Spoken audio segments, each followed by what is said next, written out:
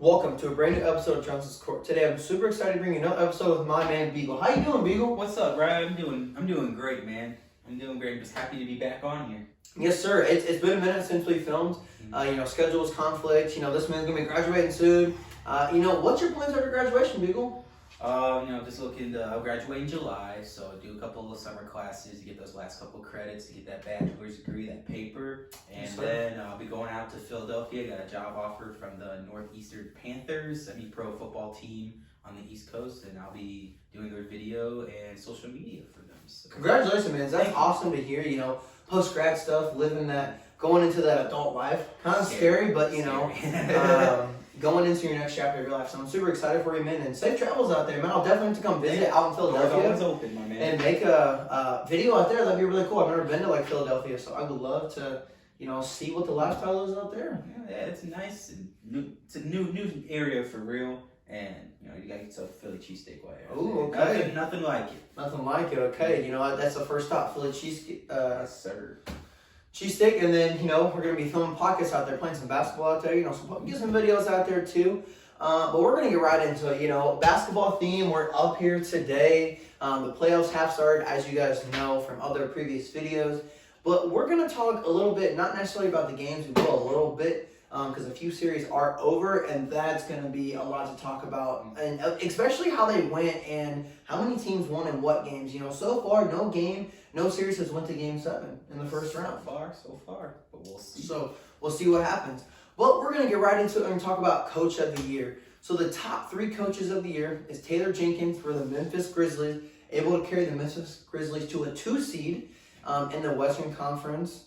And then Eric Spoelstra with the Miami Heat carried them to the number 1 seed. We were talking a little bit earlier. How long has this man been in the league? At least 15 plus years? Man, I know.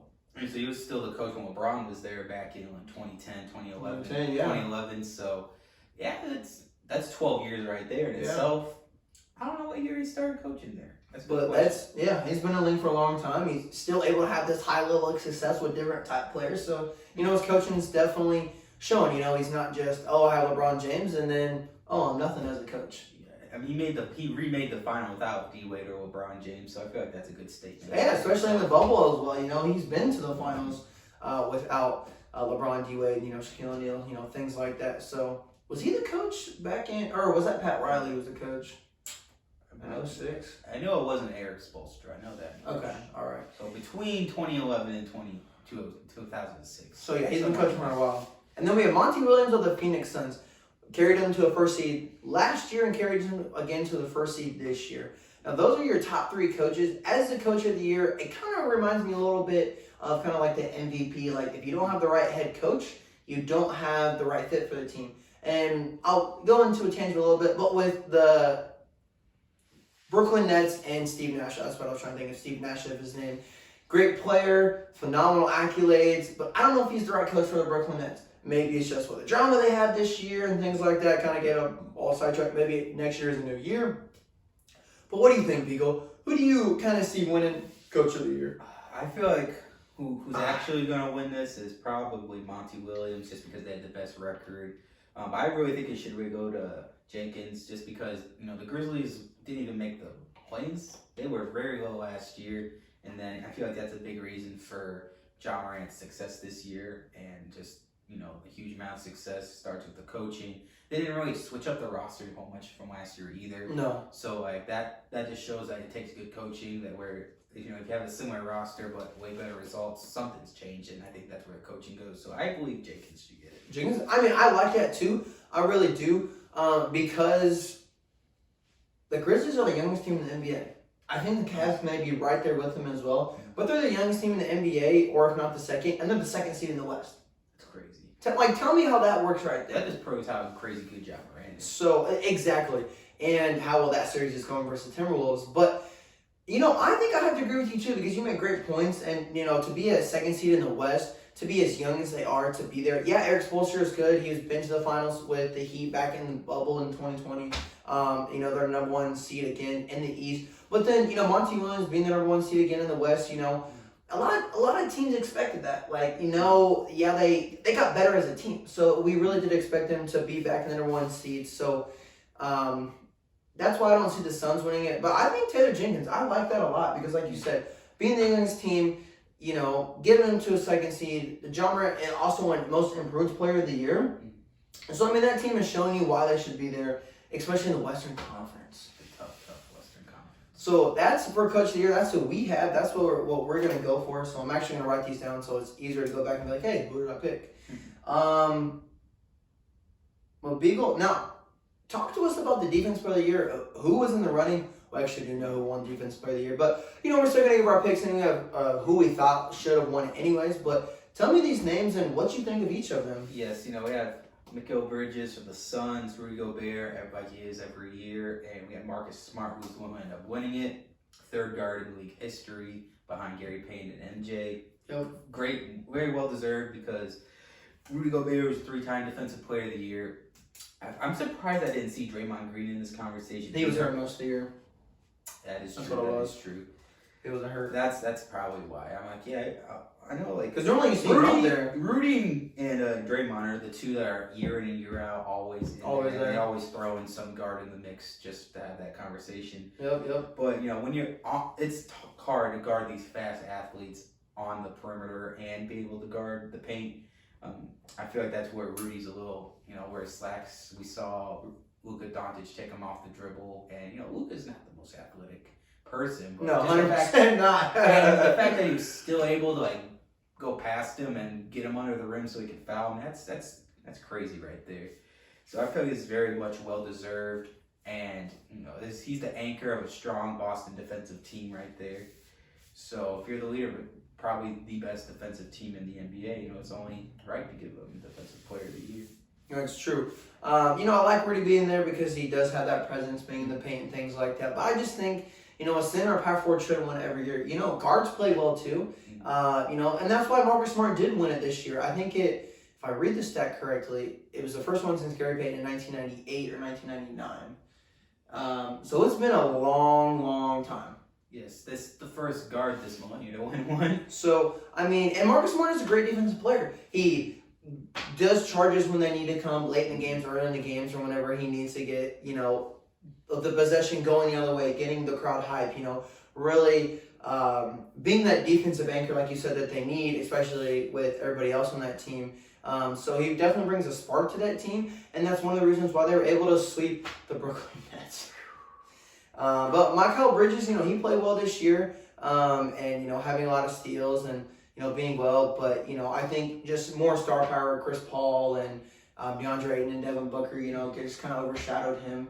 So I think, and Marcus Smart has just been in the league a little bit longer, and we know that he has a great defensive presence every game, every year, in and out. So congrats to Marcus Smart on winning this award, and I'm glad that he won it. I think he deserved it, don't you? I think so too. I'm surprised I didn't see Giannis Antetokounmpo over Bridges.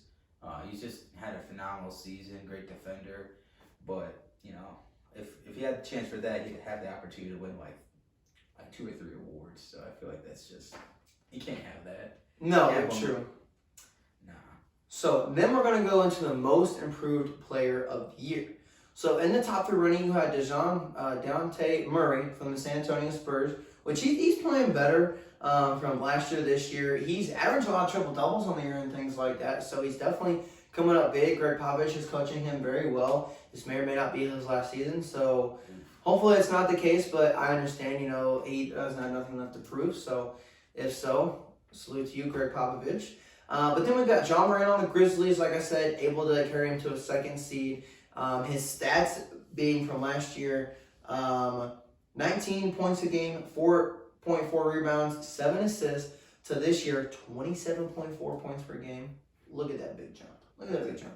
5.7 rebounds, so a little bit more, and then 6.7 assists. So around the same assist numbers, but he's scoring so much more. Almost 10 points more. That's almost. When you average almost 10 points more, it's like So like 8.5. Yeah. That's a huge jump right there. So that's the first indicator, and not just the amount of points, but the amount of seats that they were able to go up to is a big indication right Exactly. There. And then you also had Darius Garland in here playing for the Cleveland Cavaliers. Colin Sexton tearing his ACL this year, being out. Ricky Rubio acquiring him from a trade and him not, playing very much. Darius Garland really got a lot of playing time this year. happy to see him. Like I said, I think they're either first or second youngest team in the league. So to really see them really be in contention for a playoff spot for how young they are and having some of that presence with Jared Allen and Kevin Love as well. But he went from 17 points a game last year to 21 this year, so not as a big jump as John Morant, but from 2 rebounds to 3 rebounds, and then 6 assists to 8 assists. Now, I guess his biggest jump is points-wise, but if you just compare the stats to Ja, to Garland, Ja just has one better stats, and they had a better record, and they're in the West, so, definitely harder competition. The East is getting better. But if I had to pick here, I'm going to pick go first. Who are you picking? I really think that it should have went to Darius Garland to begin with. Okay. A big reason for his jump stats also because Colin Sexton's been out. Mm-hmm. But they were a big reason why the Cavs had a winning record without LeBron since the first time since, I think they said 97, 98, something like that. Yeah. So it's the first time this century, too, that they've had a winning record without post-LeBron. So, yeah, shout out to, fellow region rat from Gary, Darius Garland, baller. But I think you probably would have won it too if they made the playoffs and then blowed in the play-in. But I feel like that kind of played a little bit of it too. But I'm not upset with John Morant. I know Draymond Green came out saying that Jordan Poole should have been in the contention of it, and honestly, yeah, that's a good case right there. The way that he's playing, he's starting over Stephon Curry. How many people can start over Stephon Curry? Not very much, but he did, hurt his hand.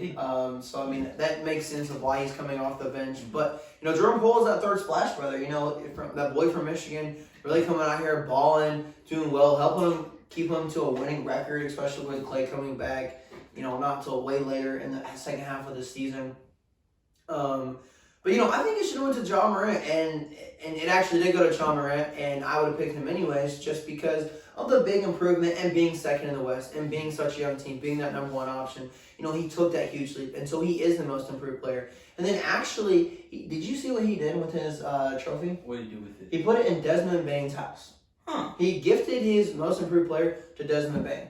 And he said, yes, maybe I did deserve it, but I think Desmond Bane deserved it. Which maybe, he's doing well as well. He's playing really good. He's actually from Indiana. I don't know what high school he went to, but I know he's from Indiana. So really cool to see, him do something like that. Very respectful teammate. But at the end of the day, I think Josh should have won it, and he did win it.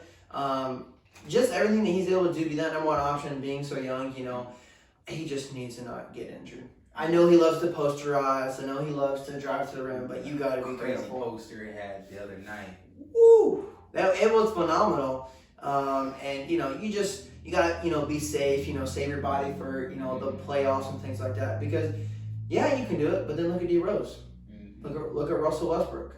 You can't always rely on athleticism.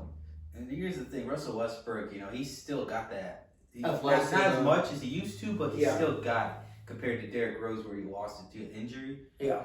But that's when people look at these instances and now they know how to land so they can avoid these as much as possible. So all I gotta say is, hey, come do parkour, John Morant, and I can show you how to land. But John Morant definitely. I'm glad that he won it. But Derrick Rose definitely made a case for it, and so I wish the Cavs would have made the playoffs. But I was rooting for him, but unfortunately they just didn't make it past. They lost to the Nets, which I kind of figured that coming, and then they lost to the Hawks. So that really sucked to see because I think the Cavs would have put up a better fight than the freaking Hawks did in the first round. But, amen. That's another story. So, and then our last one, we'll actually talk about that last. We'll talk about this one and then that one. So now we're going to talk about the 6th man of the year. The 6th man of the year is with Tyler Hero on the Miami Heat. You've got Cam Johnson, the Phoenix Suns, and you have Kevin Love with the Cleveland Cavaliers. Now, 6th man of the year, normally you see Jordan Clarkson's name in here, or Jamal Crawford, something like that we're used to. The Williams back in the day. But now you got other players. Who do you think should have won 6th man of the year? Ooh. Or who should, because I haven't named yet. I'm going to go with Tyler Hero. Cam Johnson's not a bad look either. I feel like Kevin Love is actually, that really surprises me. I forgot that he don't start no more. Sorry, yeah. He don't start no more. But And he's a huge addition coming off the bench with that experience he's and everything. experience, and he still can go out there and get a sneaky double out of nowhere. He had threes too. He's still that stretch. Give me Tyler Hero. Tyler Hero. Man at South Beach. I like that a lot, and honestly, I'm gonna go with Tyler Hero as well, because it's either him or Duncan Robertson. Depending on who's starting or coming off for 6 minutes, obviously Tyler Hero came off the bench more, and he just plays well. He has a great play style. He fits well with the Miami Heat. Yeah, Kevin Love does play pretty good, but I feel like he probably didn't come off the bench as much as, with having Jared Allen, having Evan Mobley, so they probably didn't play as much as Tyler Hero did. And then Cam Johnson, he played pretty well this year. The Suns are also the number 1 seed. So you actually have 2 number 1 seed for 6 man of the year, which is kind of cool to see. So I bet, Cam Johnson did very well as well good too. I don't really know his stats, but I think Tyler Hero definitely has that. Just the type of play style about him coming up. I feel like he just came up bigger and bigger games. Not necessarily more points in maybe a game, because I know Cam Johnson went off for one game and had 35 points or something. But I think Tyler Hero is more of a complete player and really fits that Miami. More like when you need him, he's going to be there more times than not. Exactly. So now we're going to talk about Rookie of the Year. Rookie of the Year this year was between 3 great phenomenal players. Scotty Barnes off the Toronto Raptors, Cade Cunningham off the Detroit Pistons, and then Evan Mobley off the Cleveland Cavaliers. Beagle, I know we were talking about this a little bit beforehand. I know you had something to say about it. Tell us. I think Evan Mobley should have won. I feel like this is another case of the Darius Garland where if they would have made the playoffs, he probably would have won it. But I know Scotty Barnes was a big addition helping Zach Spicy P and the Raptors. True. They were doing bad there for a minute, and then they went on a little winning streak, won 5 in a row a couple of times, and were able to get him pushed into the playoffs now. And he's given the Sixers right now a pretty good run right there, considering he's going to be going against Joel Embiid and Tobias Harris down low. So it's not too horrible. I know Evan Mobley did get hurt towards the back half of the season right there, which is another reason why the Cavs kind of slipped through a little bit right there. So we're looking at the stats. Evan Mobley had 15 points his rookie year, shooting 49% from the field, 3-point shooting 30%, 7.5 rebounds, and 3.5 assists. I know they compared him to Chris Bosh coming out the draft, and I feel like this is a great comparison. Yeah. Evan Mobley had 15 points per game, so that's the same amount of points. He was shooting 50% from the field, 25% from 3. I mean, he's a power forward, basically, so I don't expect him to shoot good from the 3. 8-point rebounds and 2.5 assists. So assists, Evan Mobley has... points are about the same. Field goals dictated by 1%. He'll get one more rebound, and I still feel like... Wow. That's just ultimately just feel like if the Cavs make the playoffs, I feel like Evan Mobley wins this thing, but he kind of disappeared for them when it came to the playing tournament, and they had not one but 2 chances to get in. They did, and they blew both. They did, and I mean, you see him shooting 50%. Yes, he was playing 33 minutes a game as a rook. Scotty Barnes is playing 35 minutes per game. He played 74 games. Evan Mobley played 69. So they roughly still played about the same amount of games. Scotty Barnes had more, but wow. I mean, I'm not upset with it. No, not at all. The other rookie I want to look at was Cade Cunningham. Now that kid is a buck. I feel like he's the most skilled out of all of them. Yeah. He's definitely a bucket getter. 17 points a game, 41% shooting, 31% 3, 5.5 rebounds, 5.5 assists. The 3-point shooting could definitely be better, but as a rookie, that just comes with due time. You can't just put too much on his rookie year. So honestly, I like Cade Cunningham the most out of this. I mean, I do like Evan Mobley, I like Scotty Barnes. They're rookies though. So I mean, it's really hard to be like, oh man, I really like him a lot when you've only seen one season. But I like Cade Cunningham a lot. I think he should have won Rookie of the Year. But he's on the Pistons. As much as I don't want to say that as that's a factor, I feel like it kind of is because the Cavs had a chance to make the playoffs. The Raptors did make the playoffs. So, I mean, I feel like that's why it was between them more than it was Cade Cunningham. But like you said, Cade Cunningham's more of a certified bucket. I feel like he's the go-to guy. I know he got a triple-double this year for sure, but I like his play style. I like what he's able to do. And, I mean, my vote was good for Cade Cunningham. He just didn't play enough games. I'm surprised that the Josh Giddey didn't come across these because I know he didn't play. Cade didn't play a whole lot of games. No, he played well too. His stats not gonna say, but Josh Giddey knows how to hoop and how to get buckets. And I know he's the youngest person to get triple double, and he's gotten like 2 or 3 triple doubles. So he had 12.5 points, 41% shooting, 26 on 3, 7.5 rebounds, 6.4 assists. So Danny Davis was almost averaging a triple double. Yes, and this is someone coming from Australia. He's coming from the same league that LaMelo Ball came through. So I feel like this, it's a good pipeline from Australia. I mean, we all had a decent. How many games he played? 54. 54. Hey. Played 54 games. Yeah. So I think that's what really hurt him. That probably is the reason. But that's another dude that can ball right there. So there's a lot of young, good talent in these past like 2 drafts. Exactly, and I love that, man. And did you know what's happening right now? The NFL draft. That is true. Coming right now. So I'm excited to see who's going first, where people are chopping. Did you know there's like 8 or 9 teams that don't have a first round pick? The Bears are one of them. Colts are one of them too. So that's kind of like crazy to think about. The draft. The draft is exciting. It's these new young bloods coming into the league that we're gonna be cheering on for years to come. It's the next generation. So we're excited to see what happens there in the NFL draft. But that leaves us with one more award. Beagle, take it away.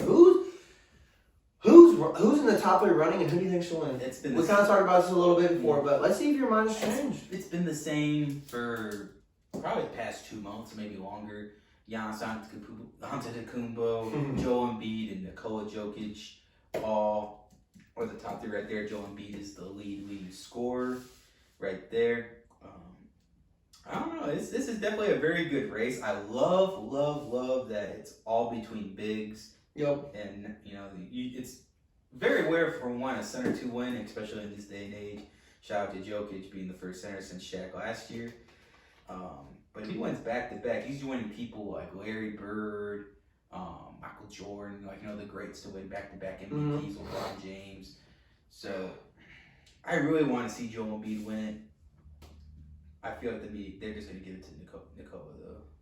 No, that's true. I think, trust the process. Joel Embiid should win it this year because of what he was able to do for the 76ers. And, he was putting himself way before he had James Harden. He didn't get him until way, way later in the season.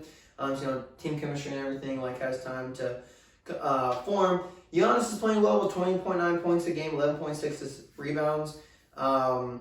But he has won it back-to-back, hasn't he? MVPs? Or was it Defensive Player of the Year? One of those. No, he won it 2 times, Defensive Player of the Year. Yeah. And then he was going for a 3rd, and he didn't win it.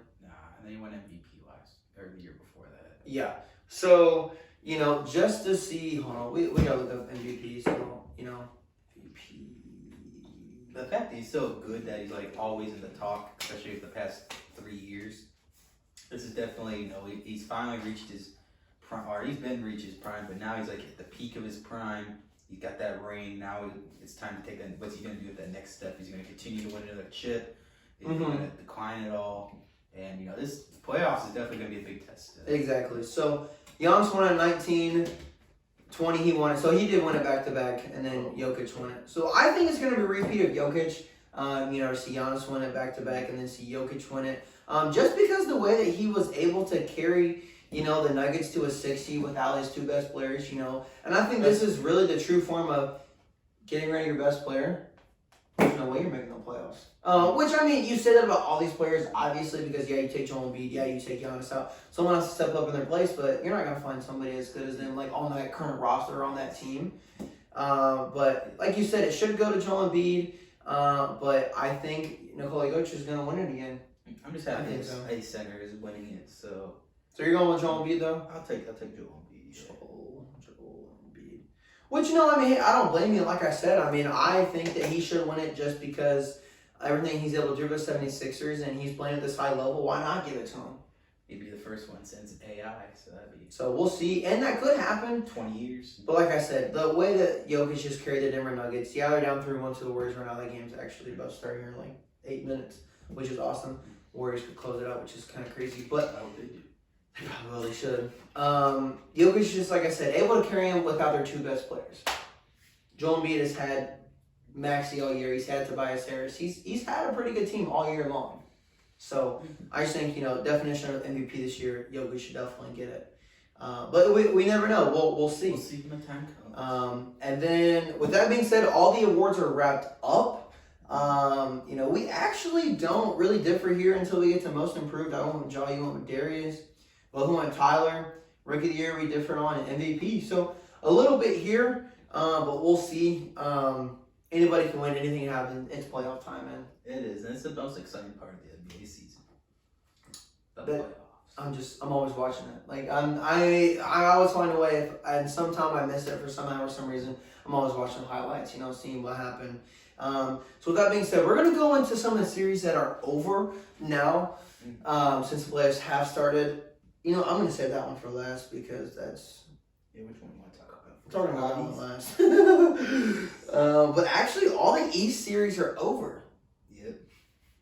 Except for the 76ers and the Raptors. And the 76ers will close it out tomorrow. So, first we're going to talk about the Heat and the Hawks. The Heat won 4-1. Beagle, what do you think about this with the Hawks only winning one game? Man, that was a clamp up. I know Trae Young had more turnovers than field goals made. He had 30 turnovers, only made 22 shots in a whole season or a series. That's crazy. That's, 5 games. Basically, they're holding him to 3 or 4 shots made a game. That's insane, especially when you have a gifted scorer like Trae Young. He just disappeared. It's just, no simpler than that. We saw, they were struggling all season. They played 2 great games to get them into the playoffs. They were the ninth or 10th seed.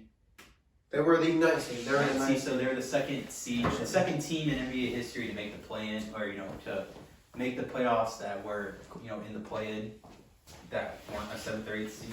Exactly. So congratulations to them for that.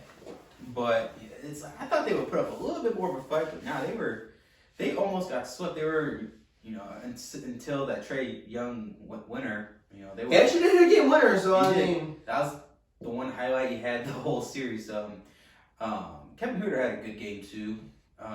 Even though they got he's a star. He dropped 35, so he's have some proven potential, but they just gotta go back to the drawing board, see what went wrong this season, and try to fix it up. But, and how they can get better because, like you were saying, Trae Young had not been guarded this hard since like high school. And that just shows you how much good defense there is in the NBA, and especially with the Miami Heat. PJ Tucker guarding him, Bam guarding him, and then Jimmy Butler guarding him. But then everyone forgets about the Boston Celtics. They were dang near the best defensive team in the league. So what if the Hawks would have played the Celtics the first round? Probably would have been the same results, dang near, or swept. Probably close, yeah. Because what I feel like the Celtics and Heat are almost identical. The one big difference is that the Celtics have that superstar Jason Tatum that the Heat don't really have. Like, they have Jimmy Butler, but he hate that superstar level that Jason Tatum is. True. Jimmy Butler can pop off occasionally, but Jason Tatum can pop off almost every night. Exactly. And did you see Victor Oladipo had I think it was 27 points in the win? I love to see that too. They closed it out, and Jimmy didn't play, and neither did Kyle Lowry. Kyle Lowry didn't play either. Oh yeah, I forgot they got Kyle Lowry too. That's a great piece right there. Championship experience. And you tell me the Hawks can't win a freaking second game?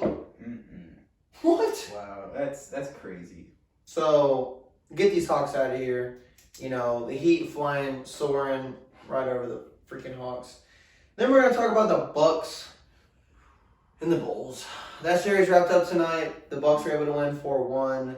Unfortunately, the Bulls just couldn't get it done. A win some games with Chris Middleton being out and things like that. How do you feel about the Bulls and their success this year as the season went on, and then carrying that into the playoffs? Yeah, we were the number 1 seed at one point, and the injury bug hit us, and it just sucked. You can't win against good teams when you don't have your best players. Alonzo Ball didn't play this whole series. When he's a big part of our offense, distributing the ball very well, throwing those full court passes on the fast break and things going. So when you don't have that defensive player who's going to lock up, he would have locked up Drew Holiday pretty good. And without Chris Middleton, it just would have been Giannis, which was the biggest mismatch. That was the main reason why we lost, obviously. But Nikola Vucevic can't guard Giannis. And then we have Patrick Williams, who's in his second year. And coming back from injury. He's fresh. I think injuries just really plagued the Bulls this It year. really was, and Alex Caruso wasn't. And Zach LaVine's been playing with a bum knee for the past 2 months. Yeah, I saw that report come out today. So he didn't play. We've been hurt all season, so it makes me excited for the future because we went from like the 11th seed last year to where we were this year. So it makes me excited for the future, and hopefully we can stay injury free. We go after a defensive big. A lot of people want Rudy Gobert, but I'd rather go see either Mitchell Robinson, DeAndre Ayton, or Miles Turner.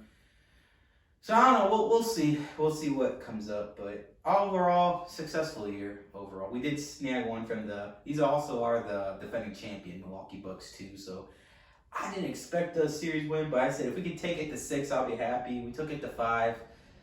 Not as happy, but I'm not too disappointed. Yeah. And I mean, like you said, the injuries plagued them. The Bulls they just didn't show up versus like the top 3 teams in the East or the West this year. So, like you said, I think they need to go back to the drawing board and be like, look, we can play good against bad teams. What's that step to get us over the good teams? And is that just team basketball? Is that playing good defense? What is it exactly that really needs to push them over the top? Because DeMar had a good season. Alonzo was having a good season. Zach LaVine had a decent season. Vukovic had a pretty good season. They all had pretty good seasons. DeMar DeRozan was in conversation for MVP this year, but then dropped off a little bit. But, I mean, I wish he would have won MVP, I'm not going to lie. But I feel that. Just because he was able to beat Wilt Chamberlain's streak of shooting above That's crazy. 50% and 30 points for 7 straight games. Yeah, I think he stretched to 8 or 9. Or 8 or 9, yeah. I think Wilt was at 7, but he stretched it over. Yeah. So just to see that happen, all the game winners he had this year, I just had more hope for the Bulls. Fortunately, it just didn't happen. They just didn't get it done. But like you said, you got to remember, they're facing the defending champions.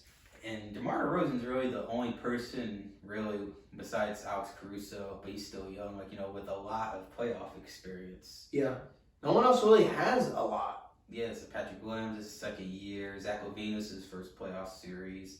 Lonzo Ball, I think this would have been his first playoff series. Yeah. Vucevic, he's been there I think twice with the Magic, but they were an 8th seed, first round bump. Yeah. They didn't do much. So the Bulls, just like I said, need to go back to the drawing board and just kind of figure it out a little bit. But like you said, I'm excited for the future. I'm excited for the potential that they have. If we're healthy, we can definitely be a top 3 seed. Exactly. And you guys were the number 1 seed at one point in the East. So, it shows, just how good you can be. You fell to the 6th seed, but shows you how good the East was this This year. offseason will be very crucial. And depending if we want to give Zach LaVine a max contract or not, that's going to be up for grabs. So. It's true. I don't know, man. There's a lot going into it, so I just can't wait to see what this offseason A lot of potential. Yes. And then the last series we're going to talk about, I just need to take a deep breath. Let her out. The Brooklyn Nets versus the Boston Celtics. I thought it was going to be one of the best series besides the Memphis Grizzlies and the Timberwolves. Especially I thought it was going to be the best series in the East, at least I thought. But it didn't turn out that way. This Boston Celtics sweep. Get your rooms out, ladies and gentlemen. Sweep them. Swept 4-0. Goose egg. The only game that the Nets had potential of really, really winning, which they had potential to win every single game, but it was that game winner that the Boston Celtics hit. Mm-hmm. When Tatum got that pass from Marcus Smart, turned around, and then just laid it up. That was in game 1, I think, right? Game 2? Game 1 or 2. Game Very 1 or 2. early on. So, just to see things like that, that's, a close game that, maybe the Nets should win. But, Beagle, tell me, were you shocked? Did you think you were going to go to 7 games? What did you see about the series, and why did the Nets get swept? I'm not shocked that the Nets lost. I'm shocked that they got swept. And I figured they'd at least win 2, minimal. But they didn't even win 1. Not 1. And which is good is they were able to stop their main dude, Kevin Durant. Or they didn't really stop him, but they were able to guard him just enough to where... And we saw Jason Tatum play great. Certified bucket getter, bro. I love that guy. I'm talking about defense. He blocked multiple Kevin Durant shots, and that's a rarity right there. And then when you have so many people that are just as good defensively, Marcus Smart and Jaylen Brown. Jaylen Brown is just as good as a defender too as Marcus Smart. Robert Williams is a huge piece, and he didn't play game 1 or game 2. So it's and I know it's hard. The Nets center, I can't remember his name. Clarkson. He had the most free throws missed to start the series. He went. Just so you know. They said he went like 5 for 20 the last 2 games or something like that. Just so you know, that game that they got swept by, if Claxton makes all his free throws, they win that game. They win that game. And he probably didn't even have to make all of them. He just had to make over half of them. Man, I will never understand how you could be a professional basketball player at a free throw. You're uncontested. You can make all these cool shots with people in your grill, fading away, all that. But you can't make it when you're standing still at the free throw line. You have 10 seconds to sit there, take your time, take a deep breath. Unless you're Giannis when they were counting down last year. But like I just don't understand. And you practice that every day. Every single day. Does the crowd make that big of a difference? Is it that big of a mental hurdle? Because you're like, I'm a big man. Like, what is it? Like I said, there's historically big men that can shoot free throws, like Pau Gasol. That's what I'm saying. Like everybody can shoot a free throw. You just gotta no one cares about your size. You got to get in the gym and work. Because once you get that muscle memory for free throw, it's over. That's fine. My biggest thing is I think it's a disappointment for the Nets to get swept like that. I did have the Nets winning this series just because I really like Kevin Durant, I like Kyrie Irving. But I think the Celtics won this series because Jason Tatum and Jaylen Brown have the most improved this year. Because LeBron is not in the East anymore. Yeah, he's 2 years removed now. But, you know, they would go pretty far or face him in the first round. Who they lose to? LeBron James. But they don't have to go through LeBron James. So they have the most improved to get past that hurdle. They're moving on to the second round. And, you know, Kevin Durant didn't play well. That team guarded them like crazy. Kyrie Irving not playing less than half the games this year really hurt him a lot with the drama with that. So James Harden leaves. Ben Simmons doesn't play. Figure your crap out. That's all I gotta say. I'm not gonna say anything else about that situation, but that. And I think it's a head coaching job. Like I think that maybe that's not necessarily true. Maybe it's just the players. It was just a drama. Maybe that's really what it was. But I think Steve Nash isn't the correct coach for that. Yes, he was a great player. He was phenomenal. But sometimes being a player and transitioning to a coach isn't the best option. And maybe that's just what the Brooklyn Nets don't need. I don't know. I mean, Kevin Durant, yeah, he's got rings. I guess he has nothing to prove. Kyrie really doesn't have anything to prove. I mean, because he's got a ring too. I mean, basically, they went in there. They achieved their dream, their goal. They're fine. They're just competing at a high level playing basketball now. But you got to figure it out. Like, I want you to still have that drive to compete for a championship. Not just make the playoffs. Not just put on a show for me. Yeah, have you seen Kevin Durant and Charles Barkley go back at each other? I did see that. That's some gold. But I think Charles Barkley is the number one person who should not be talking like this. No. Especially after he jumped to the Rockets with the Dream and Clyde Drexler. And then to achieve ultimately the same result. He has no room to speak right there. And Kevin Durant kind of has 2 rings that Charles Barkley don't. So I really don't think Charles has room to talk. Yeah, I get what he's saying, but he don't have room to talk. No, he doesn't. And so that's just one of those things where, you know, he's taking out his frustration. He's taking, you know, the devil's advocate or taking a different perspective on it. But at the same time, the Nets shouldn't have got swept. The Nets had so much more to prove. And hopefully they regroup and go back to the drawing board. I think a lot of teams need to go back to the drawing board in the offseason and just kind of figure it out. Not only that, but I think another big thing is you can't win with 2 superstars. And if you are going to win with 2 superstars, like the Celtics were able to sweep, you got to play team ball.